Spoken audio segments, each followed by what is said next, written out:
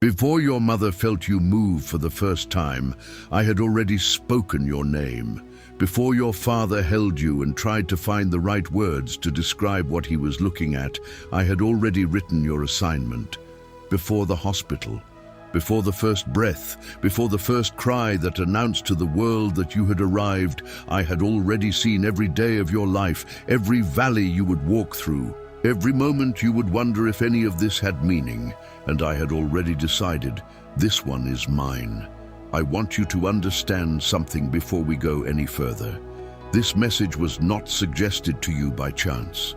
The algorithm did not choose you today. I did. I moved the unseen things so that your eyes would land here, in this moment, at this hour. Because there is something I need to say directly to you. Something you have needed to hear for a long time and have been waiting for without even knowing the name of what you were waiting for. You are not here because you stumbled onto the right video. You are here because I am your father and I have been trying to reach you, and today you are finally still enough to hear it. So stay with me. What I am about to say will not just encourage you. It will realign you. If this is your first time here, welcome. You are in the right place at the right time by divine appointment. Subscribe to this channel and turn on the notification bell, because the messages I send here are not produced on a schedule. They are sent when someone needs them, and you being here tells me that you are someone who needed this one. Comment right now. I was chosen before I was born. Type those words out before we go any further. Let that be the declaration you make before you fully understand what it means. By the time we finish today, you will understand completely. There is a heaviness that comes with being chosen that nobody tells you about. People talk about the blessing of election. People talk about the calling, the anointing, the set-apart life. But nobody warns you about the loneliness that comes with it. Nobody prepares you for the season where you feel like you are living a life that does not quite fit, like you are wearing someone else's clothes, existing in spaces that were designed for people who are nothing like you, moving through days that feel like they belong to a version of your life that has not arrived yet. Nobody tells you that being chosen can feel, for long stretches of time, like being forgotten. And that is where I find you today, is it not? You have been faithful, you have believed, you have prayed and pressed and held on. And somewhere in the middle of all of that faithfulness, a quiet question started forming. Not a question you would say out loud, not in church, not to your friends, not even fully to yourself, but it is there. It sits in the back of your mind on the hard nights and whispers, if I was really chosen, why does my life look like this? I want to answer that question today. Not with a platitude, not with a verse you have heard so many times it no longer lands. I want to answer it the way a father answers a child who has been believing for something long enough that the wait has begun to feel like a verdict. Because the wait is not a verdict. It never was. And I need you to understand that before you take one more step. As it is written in Jeremiah chapter 1 verse 5, before I formed you in the womb, I knew you. Before you were born, I set you apart. I appointed you as a prophet to the nations. Jeremiah 1:5. I want you to stay in that verse for a moment. I want you to feel the weight of the sequence. Before I formed you, before the cells, before the biology, before anything that could be measured or seen or touched, I knew you. The word used there in the original language is not the casual knowing of acquaintance. It is the deep knowing of covenant, of intimacy, of having already decided something about a person before the evidence of that person exists in the world. I did not wait to see who you would become before I decided to choose you. I chose you first. And then I formed you to match the choice I had already made. Do you understand what that means for the question you have been asking? The question of whether you are truly chosen, whether you truly matter, whether this life of yours has a real assignment attached to it. That question assumes that my choice of you depends on your performance. It assumes that I selected you conditionally, that I am watching to see if you earn the election I placed on your life before you were born. But that is not how I work, and that is not how I chose you. I chose you in eternity. I chose you before time had a frame. I chose you before the problems you are facing existed. I chose you before the mistakes you have made were made.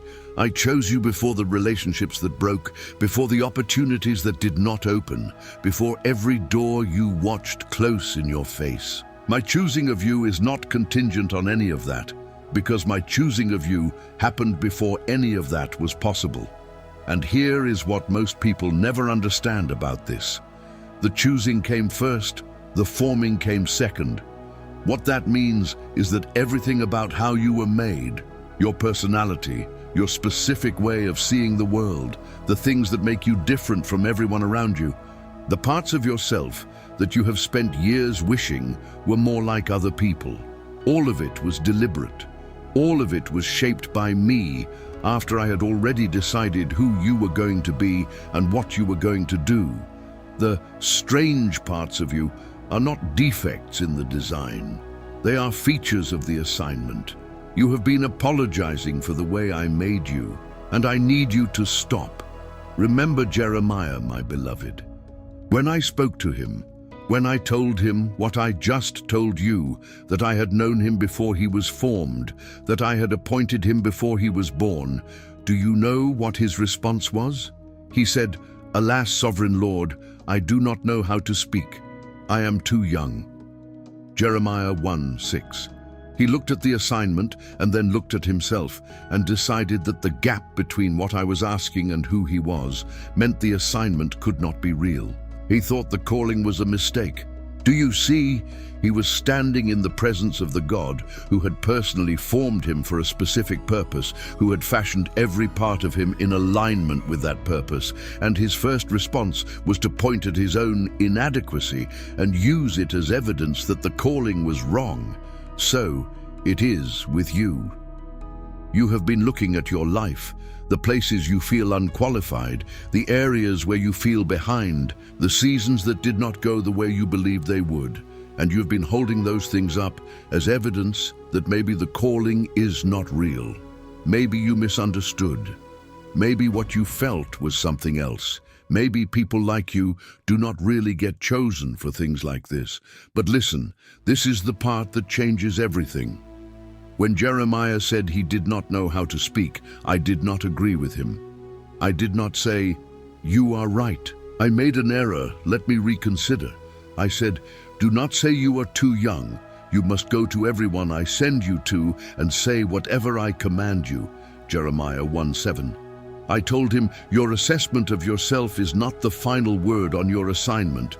My word is the final word, and I have already spoken. I'm saying the same thing to you right now. Your assessment of your own readiness, your own qualification, your own worthiness to walk in what I called you to, that assessment is not the final word. I am the final word. And I called you before you had a single thing to bring to the table. That is the point. That is the nature of grace. I do not choose the already formed. I choose and then I form. I call and then I equip. I name and then I bring into being. You have been waiting to feel ready. I need you to understand that readiness is not a prerequisite for the calling. It is a product of walking in it. You have been faithful, you have prayed, you have believed, and yet the same ceiling, the same walls, the same feeling that everyone around you is moving forward while you stay exactly where you were last year. That is not a lack of faith. That is a spiritual blockage, and there is a specific path out of it. The 7 steps of the chosen walks you through exactly how to shield your life, unlock what has been held back, and defeat the enemy that has been standing between you and what God promised in 21 days. The link is pinned in the first comment. Comment, "I break through now," and begin. Now I want to go deeper into what it means to be chosen before your parents knew your name, because I think there is a layer of this that you have not yet fully received. When I say, "I chose you before your parents knew your name," I am not just making a statement about timing. I am making a statement about origin. I am telling you that the root of who you are does not go back to your family. It does not go back to your history. It does not go back to the circumstances of your birth, the environment of your upbringing, the blessings or the wounds that were handed to you by the people who raised you. Your origin goes back to me, which means every limitation that came from your family. It does not own your identity. Every wound that was passed to you through your bloodline, it does not define your assignment. Every word that was spoken over you by someone who did not understand what they were looking at, it does not have authority over who I said you are before they ever laid eyes on you. You are not a product of your circumstances. You are a creation of my intention. And my intention for you was established before your circumstances existed, as it is written in Ephesians chapter 1, verses 4 and 5. For he chose us in him before the creation of the world to be holy and blameless in his sight. In love, he predestined us for adoption to sonship through Jesus Christ, in accordance with his pleasure and will. Ephesians 1, 4-5. Before the creation of the world, not before you were born. Before the world was made, I had already placed your name in my choosing. That is not a figure of speech. That is the declaration of a God who does not operate in time the way you do, who stands outside of the sequence of events and sees the whole of your life the way you see a landscape from a mountain. I saw your childhood and your middle years and your old age and every moment between them before any of them happened. And in that seeing, before any of it began, I chose you. Stay with me, because what I am about to say connects all of it. The reason your life has felt misaligned, the reason you have walked through seasons where you felt like you were living someone else's life, not quite fitting, not quite arriving, is not because I missed something in the design. It is because the person I designed you to be cannot fully emerge until you know who you are to me first. Until the identity question is settled, until you stop letting the evidence of your circumstances overrule the declaration of your Creator. You were not born into your identity. You were born from my calling. And the day you begin to live from that, not toward it, but from it, as a settled reality and not a distant aspiration, is the day the misalignment begins to correct itself. Not because your circumstances change first, but because you do. What you call delay, I call preparation. The years that felt like nothing were not nothing. They were the forming. They were the quiet work I do in hidden places. The work that produces something in you that the visible seasons never could. A depth, a weight, a capacity to carry what I am about to place in your hands that would have broken you if I had given it to you earlier. You are not behind. You have never been behind. You have been on exactly the schedule I set for you before the world began. And that schedule is not running late. It is running precisely. I want to take a moment here, because what we are doing in this space matters deeply. Teaching people to recognize God's voice, to not miss his signs, to stay alert to his presence. That is not something done quickly or carelessly. It takes time. It takes prayer.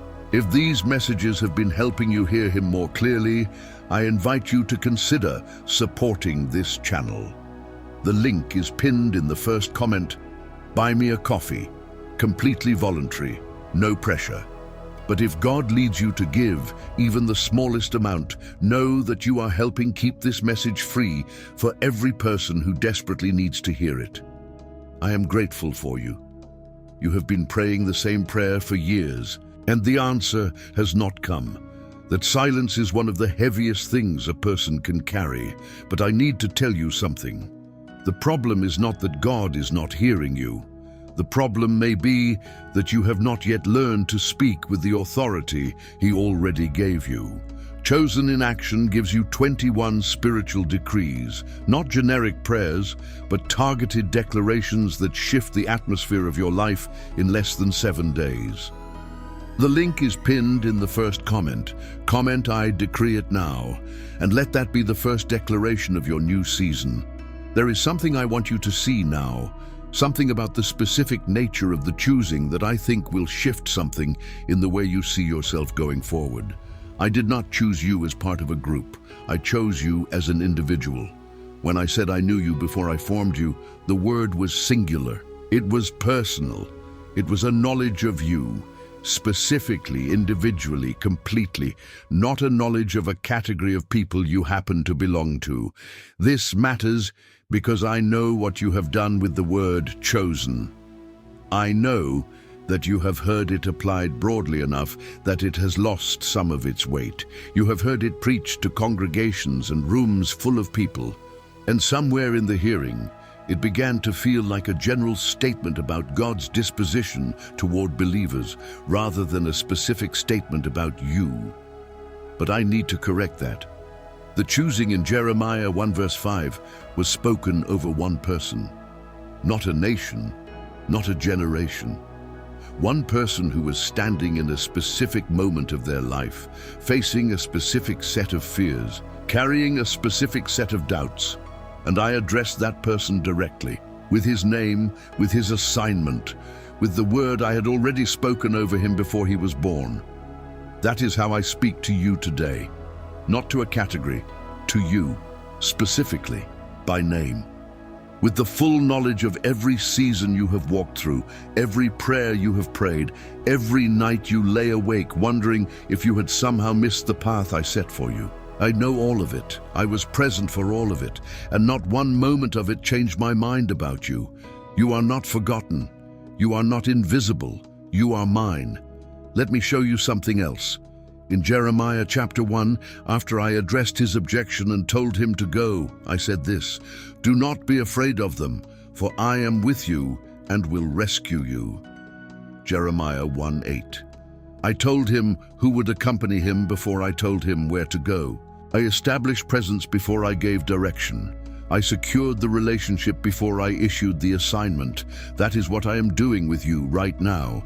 Before I show you where the next step leads, I am telling you, I am with you. Before the door opens, before the path becomes visible, before the next season arrives in ways you can see and measure and point to, I am with you. That is not a consolation prize for the waiting. That is the central fact of your life as my chosen one. My presence is not a bonus feature of the calling. It is the foundation of it. And this is the part that changes everything for the person who truly receives it. If I am with you, if the God who chose you before the world was made is actively present in your life right now, then the question is no longer whether the assignment is real. The question becomes whether you are willing to begin walking in it before you can fully see where it leads.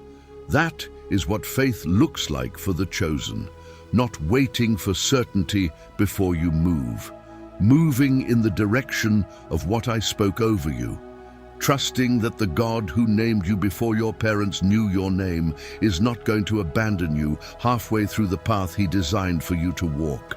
You know there is more provision, more opportunity, more financial ground that belongs to you. But something keeps the ceiling where it is. Chosen to win gives you 30 revelations that activate what God already placed in your life. Protection, money, and restoration that moves now. And the 7 steps of the chosen walks you through 21 days of removing the blockage and stepping into what was always yours. Both are pinned in the first comment. The level you know you belong on. These 2 will get you there. I want to speak now about the specific weight that chosen people carry, because I think you have been carrying it without understanding what it is, and that misunderstanding has made it heavier than it needs to be. There are people in your life who do not understand you, not because they do not care about you, but because what I placed in you does not have a reference point in their experience. You see things they do not see. You feel the weight of things they have not yet been asked to carry. You have a sensitivity to the spiritual atmosphere around you, a discernment that picks up on what is unseen, a pull toward depth and meaning and purpose that sometimes makes you feel out of place in rooms that are perfectly comfortable with the surface. That is not a personality flaw. That is the mark of the anointing I placed on you before you were born. The chosen are never fully at home in the world they are called to reach. That is by design. If you were completely comfortable here, you would not carry the longing for what is ahead. You would not have the urgency that drives the assignment. You would settle, and I cannot afford for you to settle. Not because I am withholding comfort from you, but because I have something for you that is so much larger than comfortable that comfort would actually blind you to it. As it is written in 1 Peter chapter 2, verse 9, "But you are a chosen people, a royal priesthood, a holy nation, God's special possession, that you may declare the praises of him who called you out of darkness into his wonderful light." 1 Peter 2:9. You were called out, not away from the world, into a different kind of engagement with it, into the light, which is not a location but a nature, a way of being in the world that carries something the world does not have on its own. That is what the choosing produces in you when you stop fighting the discomfort of it and begin embracing the identity it gives you. You are a royal priesthood, not a category, not a spiritual demographic. A person who stands in the presence of God on behalf of others and stands in the presence of others on behalf of God. That is your function. That is the assignment I had in mind when I formed you. And it requires exactly the kind of person you are.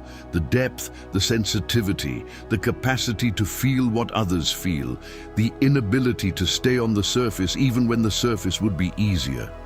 What you call a burden, I call a gift. What you call a wound, I call a window. What you call a season of suffering, I call the formation of a servant who will carry my presence to people who have never felt it before. This is not coincidence. This is a conversation, and I have been waiting for you to be still enough to hear it. Let me bring us to the place where everything I have been saying becomes personal in the most immediate way. You have spent years looking at your life and doing a kind of accounting, adding up the good things and the hard things and trying to determine whether the balance sheet adds up to a chosen life. And too many times, by your own calculation, the numbers did not support the conclusion. Too many losses, too many delays, too many closed doors and unanswered prayers and seasons that went on longer than you believed they should. I want to tell you what I see when I look at that same accounting. I see faithfulness that most people would not have sustained. I see a person who continued to believe when the evidence did not support belief. I see prayers that were real and costly, not the casual asking of someone who has nothing invested, but the desperate, aching, costly prayers of someone who actually believes I exist and actually trusts that I can move. I see someone who chose me again and again in seasons when choosing me looked like the foolish option. I see someone who is still here, still watching, still willing to hear what I have to say. I do not see a person who failed their calling. I see a person who has been walking through the formation that the calling requires. And I need you to hear this because I mean it with the full weight of who I am. I have never let you go. Not once. Not even in the silence. The silence was not my absence. The silence was my most intimate work. The deep, quiet labor I do in a person when the noise of the world would interfere. When you could not hear me speaking, I was still present. When the answers did not come in the form you expected, I was still moving. When it felt like you had been left, I was closer to you than I had ever been. This message did not find you by accident. Nothing about your life is an accident in my hands. The moment you are in right now, the watching, the wondering, the holding on, the question you have not been able to silence. It is not the end of a story that went wrong. It is the exact point in the story where the chosen one stands before they step into what was written for them before the world began. This is your moment. and I chose you for it before your parents knew your name. You know there is more provision, more opportunity, more of the life that was written for you before you existed. Chosen to Win gives you 30 revelations that activate the protection, provision, and restoration that God already attached to your name. The link is pinned in the first comment. Comment right now. I was chosen before I was born. That is your declaration of faith. Subscribe to this channel, turn on the notification bell, and share this message with the person in your life who is still in the middle of the silence, still wondering if they were truly chosen. You may be the instrument I use to reach them today, because chosen people do not walk this path alone, and they do not keep the message to themselves.